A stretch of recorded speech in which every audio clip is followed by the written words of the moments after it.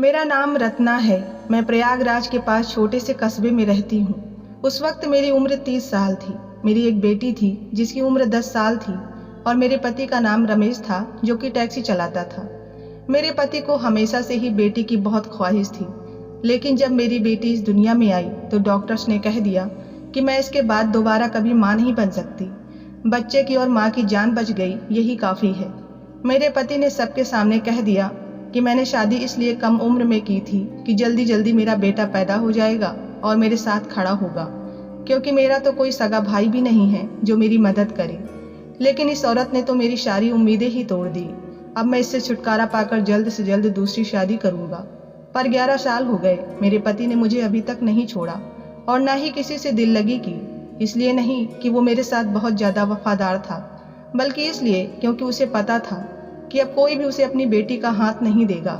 वो पूरे मोहल्ले और रिश्तेदारों में एक लापरवाह इंसान के तौर पर मशहूर था। उसने अपनी टैक्सी भी बेच दी। मैं घर में कपड़े सिलाई किया करती थी और उसी से घर चलता था। कभी कभी वो कहीं से थोड़े बहुत पैसे ले आता, लेकिन उन पैसों को अपने ऊपर ही उड़ाता। इधर मेरी बेटी भी मेरे बराबर होती जा रही थी, जिसका नाम मैंने काजल रखा था। बहुत ही ज़्यादा खूबसूरत दुबली पतली थी और ये बड़ी ही अजीब बात थी कि हमारे ख़ानदान में ये पहली लड़की थी जिसका रंग बहुत ज़्यादा गोरा था। मेरी बेटी बहुत ज़्यादा मासूम थी, क्योंकि मैंने सारी ज़िंदगी उसे अपने सीने से लगाकर छुपा कर रखा था, ये सोचकर कि मेरी एक ही बेटी है, दोबारा कोई बच्चा नहीं हो सकता। अगर इसे कुछ हो गया तो मैं तो बे औलाद हो जाऊंगी। इसीलिए मैंने उसे अब तक ज़रूरत से ज़्यादा ही हिफाजत से पाल रखा था। इसी कारण वो बहुत ज़्यादा मासूम थी। उसे किसी बात का पता ही नहीं था। मैं उसको लड़कियों के साथ खेलने के लिए भी बाहर नहीं छोड़ती थी। इस तरह काजल से किसी की दोस्ती नहीं हुई और ना ही मोहल्ले की लड़कियों के साथ ज़्यादा वक्त गुजारा। उसे दुनियादारी की समझ नहीं थी। मैं उसे शादियों में भी लेकर नहीं जाती थी ताकि उस पर किसी की गलत नज़र ना पड़े। हम गरीबों के पास यही एक दौलत होती है। मैं तो उसे बाहर के खतरों से बचा रही थी। मुझे क्या पता था कि कभी कभी खतरे अंदरूनी भी होते हैं। खैर, ये तो एक लंबी बात है। जब मेरी बेटी थोड़ी जवान हो गई तो मेरे पति ने उससे बहुत ज़्यादा प्यार करना शुरू कर दिया, जबकि सारी ज़िंदगी उसे दुत्कारता आया था। कहता था कि अपनी वजह से तूने अपनी माँ को बांझ बना दिया और मेरे बच्चे इस दुनिया में आने से रह गए, नहीं तो मुझे 10 बेटे पैदा करने थे। मैं कहती थी कि इसमें मेरी बेटी का कोई कसूर नहीं था, लेकिन अभी तक वो मेरी बेटी से नफरत करता था, उसे ताने देता था, उसे अपने साथ लेकर कहीं नहीं जाता था, उसे अपनी बेटी नहीं मानता था, उसके सिर पर प्यार से कभी हाथ भी नहीं रखता था। लेकिन आज मैं सामने का मंजर देखकर हैरान रह गई। वो मेरी बेटी को अपने पास लेकर बैठा था और उससे बहुत प्यार से बात कर रहा था। कह रहा था कि तुम्हारे लिए क्या लेकर आऊं? 1-2 दिन के लिए शहर जा रहा हूं। मेरी बेटी भी हैरान नजर आ रही थी। उसने कोई चीज बता दी और उठकर अपने कमरे में चली गई। मैंने अपने पति से कहा कि क्या बात है, आजकल बहुत प्यार आ रहा है अपनी बेटी पर। तो कहने लगा कि बस अब मैं बूढ़ा हो गया हूँ और मुझे एहसास हो गया है कि हमारे बुढ़ापे का सहारा बस काजल ही है।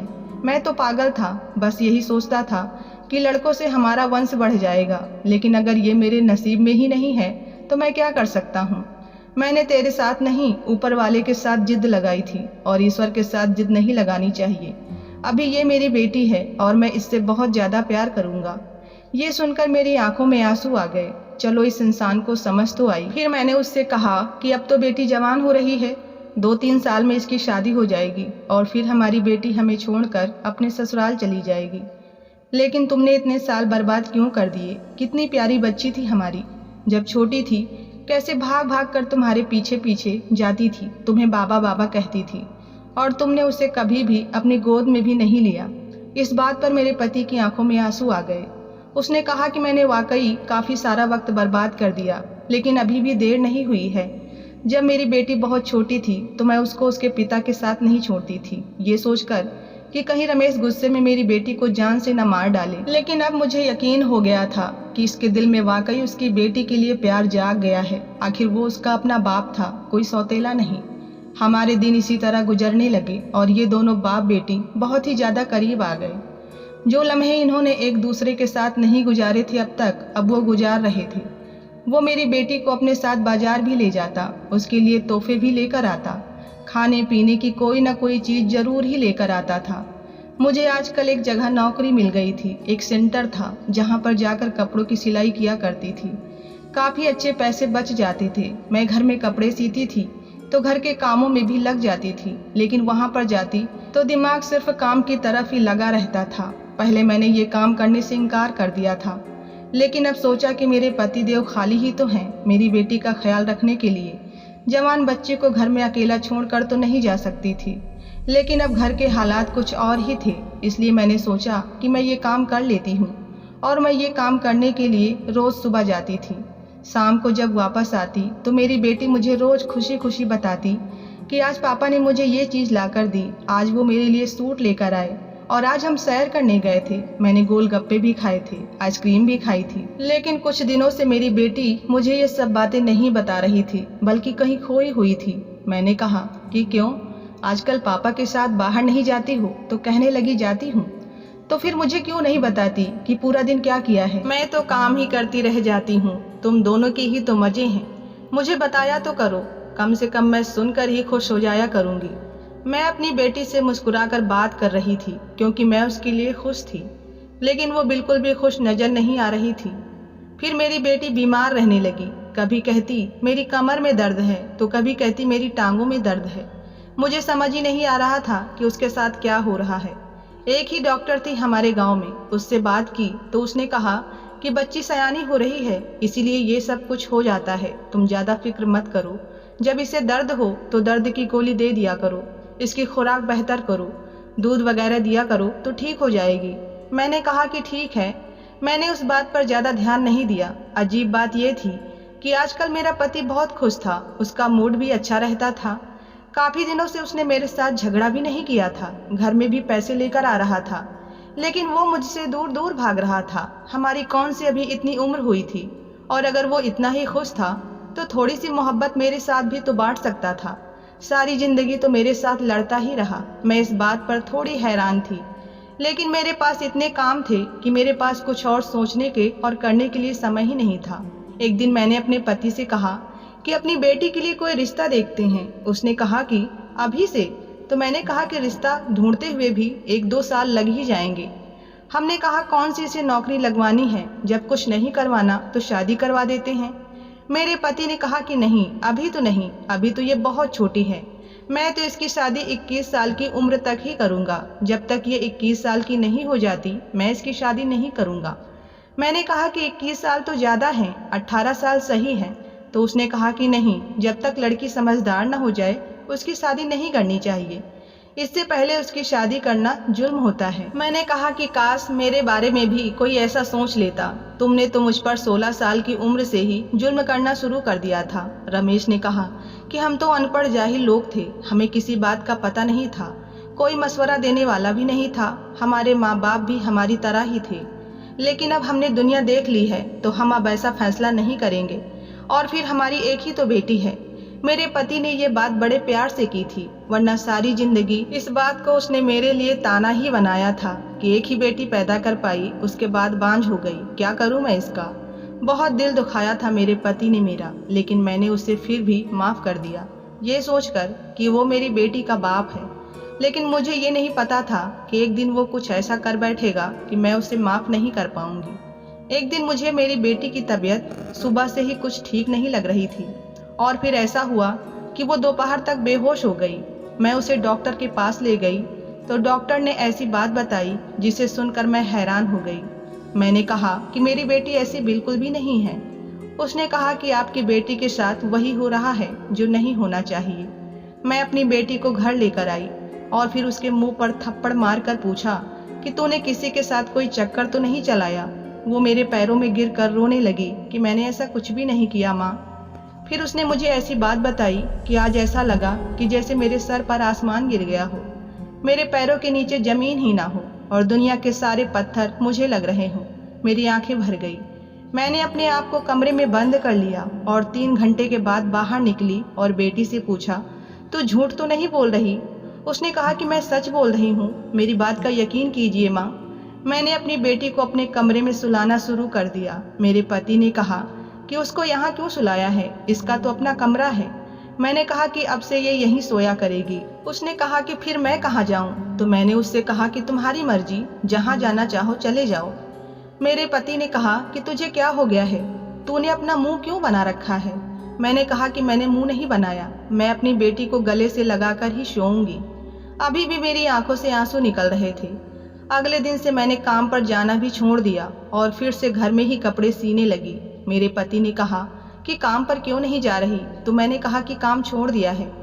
मेरी इस बात पर वो बहुत हैरान हो गया। उसने कहा कि इतना अच्छा काम तुमने क्यों छोड़ दिया? मैंने कहा कि हाँ, मैंने छोड़ दिया, और वैसे भी तुम्हें क्या अच्छा और क्या बुरा, मेरा दिल नहीं किया करने का तो मैंने छोड़ दिया, और तुम भी जो कर रहे हो उसे छोड़ दो, वरना अच्छा नहीं होगा। ये सुनकर मेरे पति ने मुझे हैरानी से देखा। पता नहीं क्या बोलती रहती है ये पागल औरत। दरअसल उनको मेरी बातें समझ में आ गई थी। वो कोई छोटा बच्चा नहीं था। मेरा इशारा यही था कि वो अपने आप को सुधार ले। अब वो इस बात पर लड़ाई करता कि इसको कमरे से निकालो। मैंने अपने पति से कहा कि मुझे कोई ज़रूरत नहीं है तुम्हारी, और वैसे भी तुम्हारा मेरे बगैर गुजारा होता है तो अब क्या है। उसने कहा कि पत्नी हो तुम मेरी, मुझे तुम्हारी ज़रूरत है। मैंने कहा कि मुझे तुम्हारी ज़रूरत नहीं है, मेरी बेटी मेरे साथ ही सोएगी। अगर तुमको कोई मसला है तो फिर मैं अपनी बेटी के कमरे में चली जाती हूँ, लेकिन उस कमरे के अंदर दरवाज़ा नहीं था, इसीलिए मैं वहाँ नहीं जाना चाहती थी। हम लोग गरीब थे, हमसे एक दरवाज़ा भी लगाया नहीं जा रहा था। दिन इसी तरह गुजरने लगे और मेरी बेटी की तबीयत ठीक होने लगी। मैं घर में काम नहीं करती थी, इसीलिए मुझे बहुत नुकसान हो रहा था। हमारे घर के हालात फिर से खराब हो गए। मेरे पति ने सामान लाना फिर से छोड़ दिया। अब मैं उसके साथ अपनी बेटी को कहीं बाहर नहीं जाने देती थी। मैं कमरे में सुकून से सो रही थी। मैंने खाना बनाकर पहले ही किचन में रख दिया था। मेरी बेटी ने मुझे जगाया और कहा, माँ भूख लगी है, आकर खाना खा लो। मेरा पति भी बाहर बैठा था। हम लोगों ने मिलकर खाना खाया और उसके बाद मुझे होश ही नहीं रहा था कि मैं कहाँ हूँ।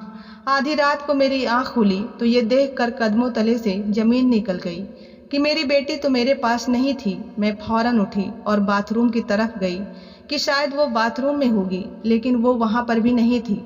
इसके बाद मैंने ऐसा मंजर देखा कि मेरे कदमों के नीचे से जमीन निकल गई। मेरी बेटी अपने कमरे में सो रही थी और मेरा पति चारपाई पर बैठा था। मैं उसे कुछ पल देखती रही। उसने कहा, क्यों पागलों की तरह घूर के देख रही है, जाकर सो जा। उसने खाने में नींद की दवा मिलाई थी, वरना मुझे कभी भी ऐसी बेहोशी वाली नींद नहीं आती थी। मुझे पता ही नहीं चला कि मेरी बेटी कब उठकर गई। सुबह मेरी बेटी को बहुत तेज बुखार था, उसको होश नहीं आ रहा था। मैं बहुत ज़्यादा परेशान थी। पूरा दिन मैंने कोई काम नहीं किया और दिल ही दिल में एक फैसला कर लिया। मैं मोहल्ले में गई और पास वाली दुकान से फावड़ा ले आई। रात को पूरे मोहल्ले की बिजली खराब थी, लेकिन सर्दियाँ थी, इसलिए सब लोग सुकून से सो रहे थे। हर तरफ सन्नाटा पसरा हुआ था, बहुत खामोशी छाई हुई थी। सुबह हुई तो मेरी आंख जल्दी ही खुल गई थी। मैं अपने काम में व्यस्त थी, लेकिन अचानक दरवाजे की कुंडी बजी। बजाने वाले का अंदाज ऐसा लगता था जैसे वो कोई पुलिस वाला हो या फिर कोई डाकू हो। बहुत ही बुरी तरीके से कुंडी बजा रहा था। मैं घबरा गई और मैंने फैसला कर लिया कि मैं दरवाज़ा नहीं खोलूंगी। मेरी बेटी भी उठ गई और उसने कहा कि माँ, क्या हो रहा है और आप क्या कर रही हैं?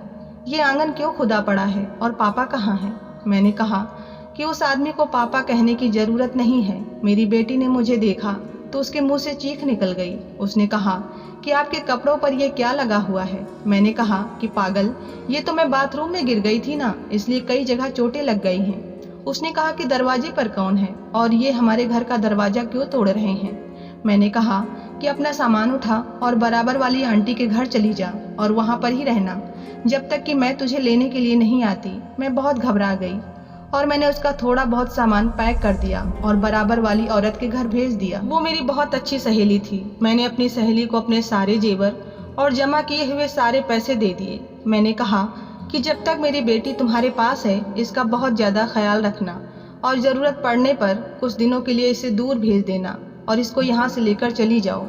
सच्ची सहेली होने की वजह से वो मुझसे ये वादा करके गई कि मेरी बेटी का बहुत अच्छे से ध्यान रखेगी, अपनी औलाद से भी ज़्यादा। और अब मेरी बेटी उसके हवाले थी। मेरे पास खोने के लिए कुछ भी नहीं था। मैं घर में बिल्कुल अकेली थी। लोग बार बार कह रहे थे कि बहन दरवाज़ा खोलो, नहीं तो हम दरवाज़ा तोड़ देंगे। और जब मैंने दरवाज़ा नहीं खोला तो उन्होंने दरवाज़ा तोड़ने की तैयारी कर ली। मैं बहुत डरी हुई थी, पर जिसका डर था वो तो पहले ही हो चुका था। मैंने अपने आंसू साफ कर लिए। कुछ देर के बाद दरवाज़ा टूट गया। पुलिस वाले और कुछ न्यूज़ चैनल वाले अंदर आ गए और सामने का मंजर देखकर हैरान रह गए। उन्होंने जब आंगन खुदा हुआ देखा और वहाँ की मिट्टी को गीला पाया तो वो सारा माजरा समझ गए। फिर पुलिस ने गड्ढे से मिट्टी हटाई तो वहाँ पर मौजूद सब लोगों की आंखें फटी की फटी रह गई। मैं बिल्कुल ऐसे ही खड़ी थी जैसे कुछ हुआ ही न हो। वो मुझे देखकर हैरान हो रहे थे। लेडी कांस्टेबल ने मुझे पकड़ लिया। मैंने कहा कि मुझे कोई अफसोस नहीं। पूरे मोहल्ले में ये बात फैल गई। उन्होंने कहा कि आपकी बेटी कहाँ है। मैंने कहा कि वो किसी के साथ भाग गई है, मुझे नहीं पता कि वो कहाँ पर है। मैंने झूठ बोल दिया। जाहिर सी बात है, मैं नहीं चाहती थी कि वह मेरी बेटी से सवाल जवाब करे और उसे भी पता चले कि मैंने क्या किया है। पर उस वक्त सबसे बड़ा सवाल ये भी था कि मेरा पति कहाँ है। वो वहीं था जहाँ उसे होना चाहिए था, क्योंकि जो उसने किया था उसके बाद उसकी वही जगह थी। वो लोग मुझे लेकर वहाँ से चले गए। हर इंसान मुझे ऐसा देख रहा था जैसे मैं इस दुनिया की हूँ ही नहीं। सब मुझसे ऐसे डर रहे थे जैसे मैं इंसान नहीं कोई डायन हूँ, क्योंकि हरकत ही मैंने कुछ ऐसी की थी। उस पास के दुकान वाले से भी पूछताछ कर रहे थे। उसने कहा कि इसने तो मुझसे कहा था कि मुझे बड़ा सा फावड़ा चाहिए, मेरे घर में कुछ काम चल रहा है। मुझे क्या पता था कि ये औरत ऐसा करेगी। मोहल्ले वाले भी कह रहे थे ये तो बड़ी अच्छी औरत है, सारे मोहल्ले के कपड़े सीती थी, अच्छी भली थी, बिल्कुल किसी के साथ ना कोई लड़ाई ना कोई झगड़ा, इसका तो ऐसा कोई मसला ही नहीं था। पता नहीं इसको क्या हो गया, हम लोग तो खुद हैरान हैं। और इसकी बेटी भी कहाँ है, हमें ये भी नहीं पता चला। इसके बाद मुझसे एक मीडिया वाली लड़की ने बहुत प्यार से पूछा कि आपने आखिर ऐसा क्यों किया। अपने ही पति को मारकर उसको इस गड्ढे में दबाकर आपको क्या मिला। मैं बोल पड़ी। मैंने कहा कि कोई भी औरत ऐसा क्यों करेगी, तुम तो पढ़े लिखे हो, तुम्हें तो पता होगा कि कोई इस मुकाम तक कैसे पहुंचता है। वो इंसान इसी काबिल था और मैंने कसम खाई थी कि उसका यही अंजाम करूंगी, क्योंकि वो अपनी बेटी के साथ ही गलत करता था।